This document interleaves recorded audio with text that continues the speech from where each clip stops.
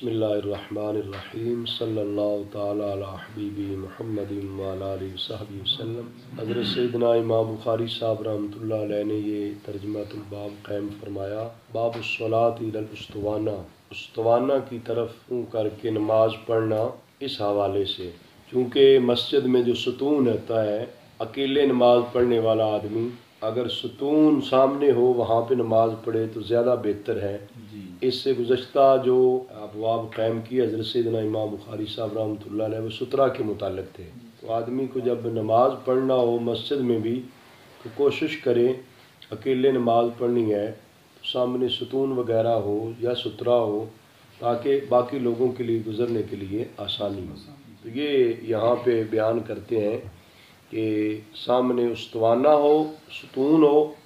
نماز پڑھنا اس جگہ پر مستحب ہوتا ہے، اچھا ہوتا ہے۔ حضرت سیدنا عمر فاروق رضی اللہ تعالیٰ عنہ کا قول مبارک لے کر آئے کہ آپ نے ارشاد فرمایا، المصلون احق بالسواری من المتحدثین الیہا، کہ جو ستون ہے، ستونوں کے طرف جو ہے منہ کر کے نماز پڑھنے کے لیے نمازیوں کو ضرورت ہوتی ہے، وہ زیادہ حقدار ہیں ان لوگوں سے جنہوں نے ستون کے ساتھ ٹیک لگا کے بات چیت کرنی ہے۔ جو مسجد میں بیٹھنے والے ان کے لیے بھی ضرورت ہوتی ہے کہ وہ ستون کے ساتھ ٹیک لگا لیں، لیکن جو ہے ان کی نسبت وہ لوگ جنہوں نے نماز پڑھنی ہو اور سامنے ستون بطور سترہ بنانا ہو، ان کے لیے حضرت عمر فاروق رضی اللہ تعالیٰ فرمایا کہ نمازی حضرات جو ہیں وہ زیادہ حقدار ہیں ان لوگوں کی نسبت جو صرف جو ہے وہ ٹیک لگانے کے لیے وہاں پہ بیٹھیں گے تو ستونوں کی طرف رخ کر کے نماز پڑھیں گے، ہے کہ تو قبلہ شریف کی طرف ہی رخ ہوگا، لیکن یہ ہے کہ سامنے ستون ہوں گے تو گویا کہ بطور سترہ کام دیں گے، لوگوں کے لیے گزرنا آسان ہو جائے گا۔ یہ حضرت سیدنا عمر فاروق رضی اللہ تعالیٰ کا قول مبارک جو ہے یہاں ترجمۃ الباب میں لے کر آئے۔ اور حضرت سیدنا عبداللہ بن عمر رضی اللہ عنہ نے ایک شخص کو دیکھا جو دو ستونوں کے درمیان نماز پڑھ رہے تھے، فَأَدْنَاهُ إِلَىٰ سَارِيَةٍ فَقَالَ صَلِّ إِلَيْهَا، حضرت سیدنا عبداللہ بن عمر رضی اللہ عنہ نے اسے ایک ستون کے سامنے کر دیا، ایک ستون کے قریب کر کے فرمایا یہاں پہ نماز پڑھ، صلی الیہا، سامنے ستون ہے تو یہاں پہ نماز پڑھ، یہ تیرے لیے زیادہ بہتر ہے درمیان میں نماز پڑھنے کی نسبت۔ تو یہ جب اکیلے نماز پڑھے اس کے لیے یہ بات ہے جو یہاں پہ بات ہو رہی ہے۔ جماعت کے ساتھ نماز پڑھیں تو سامنے ستون ہو یا ستون کے درمیان کا حصہ ہو، کچھ بھی ہو، وہ تو ایک جیسا ہی ہے، اس لیے کہ سارے جماعت میں شامل ہے۔ درمیان میں جگہ چھوڑ کر تو صرف ستونوں کے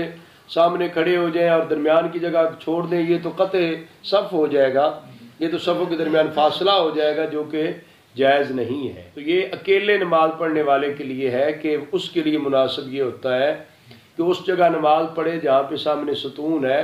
اور صرف ستون بھی نہیں ہے، کوئی چیز بھی ایسی ہو جو سترے کا کام دیتی ہو، اس جگہ پہ نماز پڑھے گا تو اگرچہ مسجد ہے لیکن لوگوں کے گزرنے کے لیے تو آسانی ہو جائے گی۔ یہ حضرت سیدنا امام بخاری صاحب رحمۃ اللہ علیہ یہاں پہ بیان کرنا چاہ رہے ہیں۔ اس کے تحت جو حدیث پاک لے کر آئے، یہ حضرت سیدنا امام بخاری صاحب رحمۃ اللہ علیہ کی قابل فخر روایات جو ہے نا، ثلاثیات، ان میں یہ تیسری روایت ہے، ان میں اور یہ تیسری روایت بھی حضرت مکی بن ابراہیم رضی اللہ تعالیٰ سے لے کر آئے ہیں، جو حضرت سیدنا امام اعظم ابو حنیفہ رضی اللہ تعالیٰ کے تلمیذ ہیں، شاگرد ہیں۔ یہ فرماتے ہیں، میں حدیث بیان کی یزید بن ابی عبید نے، وہ کہتے ہیں میں حضرت سلمہ بن اکوع رضی اللہ تعالیٰ سے ابی رسول کے ساتھ آتا تو وہ استوانہ کے پاس نماز پڑھتے تھے، صحابی رسول، وہ استوانہ، وہ ستون جو مصحف شریف کے پاس، جو جس ستون کے ساتھ مصحف شریف بھی رکھا ہوا ہوتا تھا اس جگہ نماز پڑھتے۔ فقلت، تو میں نے پوچھا صحابی رسول سے، سلمہ بن اکوع صاحب سے پوچھا، ان کی کنیت ابو مسلم تھی نا، کہتے ہیں میں نے پوچھا یا ابا مسلم، اے ابو مسلم صاحب، اراکا تتحری الصلاۃ عند هذه الاسطوانہ، کیا ہے کہ میں آپ کو دیکھتا ہوں کہ آپ اسی ستون جو استوانہ ہے، مصحف ہے نا، اس ستون کے ساتھ ہی آپ نماز پڑھنے کا قصد کرتے ہیں، بڑی کوشش کرتے ہیں، جستجو کرتے ہیں کہ مسجد میں جب بھی آتے ہیں تو اس ستون کے پاس کھڑے ہو کے نماز پڑھتے ہیں، اس کی وجہ اور حکمت کیا ہے؟ کہتے ہیں جب میں نے سوال کیا تو صحابی رسول حضرت سیدنا سلمہ بن اقوا رضی اللہ تعالیٰ نے جواب دیا مجھے، فرمایا فَإِنِّي رَأَيْتُ النَّبِيَّ صلی اللہ علیہ وسلم يَتَحَرَّ الصَّلَاةَ عِنْدَهَا، اس لیے اس ستون کو ڈھونڈ کر میں اس کے پاس آ کر نماز پڑھتا ہوں کہ میں نے نبی کریم صلی اللہ علیہ وسلم کو اسی ستون کے پاس نماز پڑھنے کے لیے قصد کرتے دیکھا ہے کہ حضور علیہ السلام بھی اس ستون کے پاس نماز پڑھنے کا قصد فرماتے اور ارادہ رکھتے تھے، آقا حضور یہاں پہ نماز پڑھتے، میں حضور علیہ السلام کی برکت حاصل کرنے کے لیے تبرکاً اسی جگہ نماز پڑھتا ہوں جس جگہ حضور علیہ السلام نماز پڑھتا ہوں۔ تو آقا حضور علیہ السلام جو ہے ایک زمانے تک اسطوانہ مصحف شریف کے ساتھ نماز پڑھا کرتے رہے ہیں۔ اس وجہ سے صحابی رسول بھی جہاں حضور علیہ السلام نے نماز پڑھی، قدم مبارک آپ کے لگے، آپ کا جسم مبارک اور جسم مبارک کے اعضائے شریفہ لگ گئے،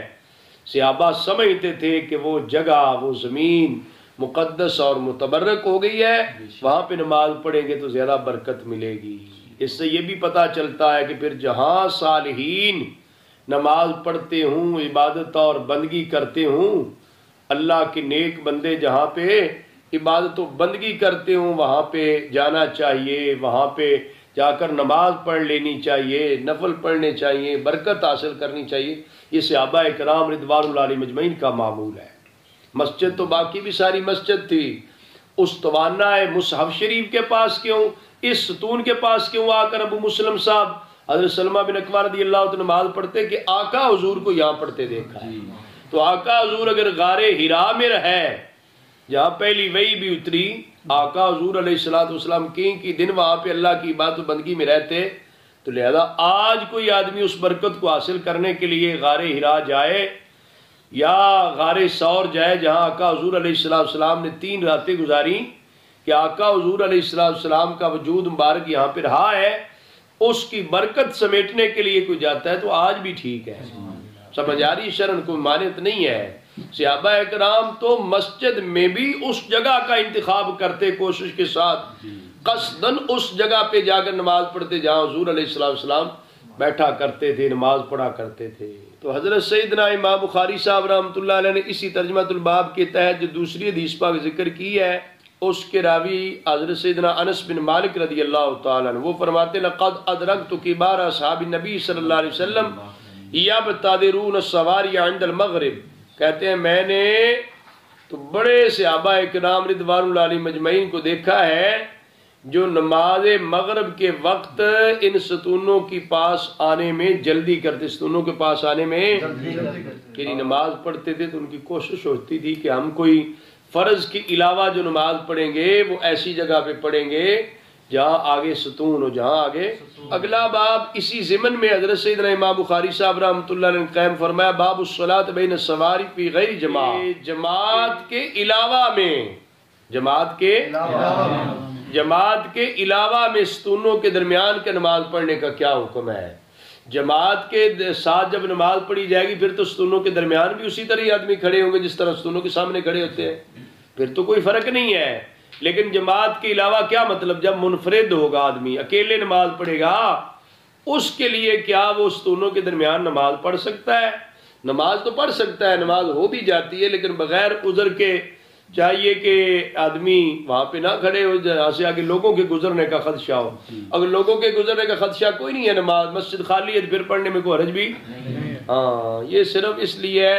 کہ بطور سترہ جو ہے ان ستونوں کو بنا لے تو اچھا ہے۔ حضرت سیدنا عبداللہ بن عمر رضی اللہ عنہما کی روایت لے کر آئے حضرت امام بخاری صاحب رحمۃ اللہ علیہ اپنی سند کے ساتھ، فرماتے حضرت سیدنا عبداللہ بن عمر رضی اللہ عنہ فرمایا داخل النبی صلی اللہ علیہ وسلم البیت و اسامۃ بن زید و عثمان بن طلحہ و بلال، حضور علیہ السلام بیت اللہ شریف میں داخل ہوئے اور حضرت سیدنا اسامہ بن زید رضی اللہ تعالیٰ عنہ بھی، حضرت سیدنا عثمان بن طلحہ بھی اور حضرت سیدنا بلال رضی اللہ تعالیٰ، یہ صحابہ کرام بھی بیت اللہ شریف میں داخل ہوئے۔ فاطال، آقا حضور علیہ السلام نے بڑا وقت گزار دیا اندر۔ حضرت عبداللہ بن عمر صاحب راوین وہ کہتے ہیں ثم خرج، پھر حضور علیہ السلام باہر تشریف لائے، فرماتے حضرت عبداللہ بن عمر صاحب وکنت اول الناس داخل علی عصرہ، آقا حضور علیہ السلام کے بیت اللہ شریف سے نکلنے کے بعد سب سے پہلا شخص جو حضور کے قدموں کے پر گیا پیچھے پیچھے وہ میں ہی تھا. حضور کے قدموں کے نشانات پر جو سب سے پہلے گیا وہ شخص کہتے ہیں میں نے حضرت بلال رضی اللہ تعالیٰ سے پوچھا این صلی، حضور علیہ السلام نے نماز کہاں پڑھی ہے؟ حضرت بلال رضی اللہ بتایا بین العمودین المقدمین، اگلے دو ستونوں کے درمیان. اگلے دو ستونوں کے درمیان. ہاں، چونکہ بیت اللہ شریف کی جو بلڈنگ ہے، عمارت ہے، وہ 6 ستونوں پر قائم ہے. 3 ستون آگے ہیں، دروازے سے داخل ہوں تو بالکل آگے، اور 3 ستون پیچھے ہیں. تو جو اگلے 3 ستون بنتے ہیں نا، یعنی کعبے سے بندہ داخل ہو اور اگلی دیوار جو بنتی ہے سامنے والی، اس کے قریب جو ستون بنتے ہیں 3، ان میں سے 2 ستونوں کے درمیان آقا حضور علیہ السلام نے نماز پڑھی. ظاہر ہے وہاں بیت اللہ شریف کے اندر تو، اس کعبے شریف کے اندر تو کسی کے آگے گزرنا کے بھی کوئی خدشہ نہیں تھا، تو آقا حضور علیہ السلام نے 2 ستونوں کے درمیان نماز پڑھی. اور اس حدیث پاک سے پھر پتہ چلتا ہے کہ صحابہ کرام رضوان اللہ علیہم مجمعین کا کس قدر یہ عقیدہ نظریہ تھا کہ جہاں پہ آقا حضور علیہ السلام نے نماز پڑھی ہے وہ جگہ متبرک ہو گئی، بابرکت ہو گئی ہے. اگرچہ بیت اللہ شریف کے اندر ہی نماز پڑھی ہے، پھر بھی رسول اللہ صلی اللہ علیہ وآلہ وسلم کے مبارک قدموں کی برکت سمیٹنے کے لیے صحابی رسول حضرت سیدنا عبداللہ بن عمر رضی اللہ عنہما اس جگہ کا انتخاب کرتے تھے. جہاں تیرا نقش پا پایا وہی ہم نے کعبہ بنا لیا. کعبے کے اندر بھی کعبہ حضور کے مبارک قدموں کے نشانات کو سمجھتے کہ اس جگہ نماز پڑھیں گے تو نماز کے اندر زیادہ برکت پیدا ہو جائے گی. اور حضرت امام بخاری صاحب رحمۃ اللہ علیہ دوسری حدیث پاک جو لے کر آئے، اس کے آخری راوی بھی حضرت عبداللہ بن عمر رضی اللہ عنہما ہے. واقعہ یہی ہے، کہتے کہ بے شک رسول اللہ صلی اللہ علیہ وسلم بیت اللہ شریف میں داخل ہوئے. حضرت اسامہ بن زید، حضرت بلال، حضرت عثمان بن طلحہ حجبی رضی اللہ تعالیٰ عنہ یہ بھی بیت اللہ شریف میں داخل ہوئے. رسول اللہ صلی اللہ علیہ وسلم نے دروازہ بند کر لیا، کچھ دیر ٹھہرے بیت اللہ شریف کے اندر. تو حضرت عبداللہ بن عمر صاحب کہتے ہیں میں نے حضرت بلال رضی اللہ تعالیٰ سے سوال کیا، میں نے پوچھا ہینا خرج کہ نبی پاک صلی اللہ علیہ وسلم جب باہر تشریف لائے، ما صنع النبی صلی اللہ علیہ وسلم، نبی پاک صلی اللہ علیہ وسلم نے کیا کیا ہے، نبی پاک صلی اللہ علیہ وسلم نے کیا کیا، اندر کیا کیا، نماز پڑھی نہ پڑھی، کہاں پہ پڑھی، یہ سوال کیا. کہتے ہیں کہ جواب دیا مجھے حضرت بلال رضی اللہ تعالیٰ عنہ کے نبی پاک صلی اللہ علیہ وآلہ وسلم نے ایک ستون مبارک اپنے یسار میں تو ایک ستون مبارک اپنے دائیں جانب میں کیا ہوا تھا اس وقت، اور 3 جو تھے ستون وہ آقا حضور کے پیچھے تھے. بیت اللہ شریف ان دنوں 6 ستونوں پر قائم تھا. ثم صلی، پھر نبی پاک صلی اللہ علیہ وسلم نے نماز پڑھی. کس قدر حضرت سیدنا عبداللہ بن عمر رضی اللہ تعالیٰ عنہ کو تجسس تھا کہ آقا حضور نے کعبہ شریف کے کس سائڈ پہ نماز پڑھی ہے، کعبہ شریف کے اندر کہاں نماز پڑھی ہے، اس کی پوری نشاندہی حضرت بلال سے لی اور اس جگہ نماز پڑھی اور دنیا کو بتا دیا کہ جو دین رسول صلی اللہ علیہ وسلم صحابہ نے سمجھا ہے اس میں آقا حضور کی نسبت والی ہر چیز سے تبرک حاصل کرنا، برکت حاصل کرنے کا باقاعدہ طور پہ جو ہے وہ جواز بھی ہے، معمول بھی ہے صحابہ اکرام کا. اور آقا حضور علیہ السلام جس جگہ سے گزرتے گئے برکت رحمت ہی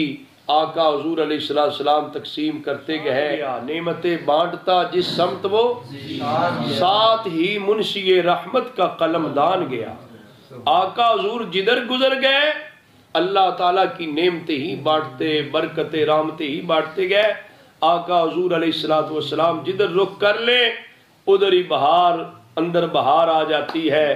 وہ سوئے لالا زار پھرتے ہیں، تیرے دن اے بہار پھرتے ہیں. اس گلی کا گدا ہوں میں جس میں مانگتے تاجدار پھرتے ہیں. تو یہ حضرت سیدنا عبداللہ بن عمر رضی اللہ تعالیٰ عنہ کا عمل مبارک بتاتا ہے کہ نبی پاک صلی اللہ علیہ وآلہ وسلم کعبے شریف کے اندر بھی چلے جائیں تو کعبے کو بھی مزید 4 چاند لگ جاتے ہیں، مزید بہار اور رونق مل جاتی ہے. اور حضرت عبداللہ بن عمر کا عمل بتاتا ہے کہ جہاں آقا حضور نے قدم مبارک رکھے اسی جگہ پہ نماز پڑھنے کو وہ سعادت سمجھتے، باعث برکت جانتے تھے۔ حضرت سیدنا عبداللہ بن عمر رضی اللہ عنہ نے بیت اللہ شریف کے اندر جو داخل ہو کر نماز پڑھی تو اس میں اس وقت چونکہ وقار البیت یومئذ علی ستۃ اعمدہ 6 ستونوں پر قائم تھا، تو دروازے سے داخل ہو نا کعبے کے دروازے سے،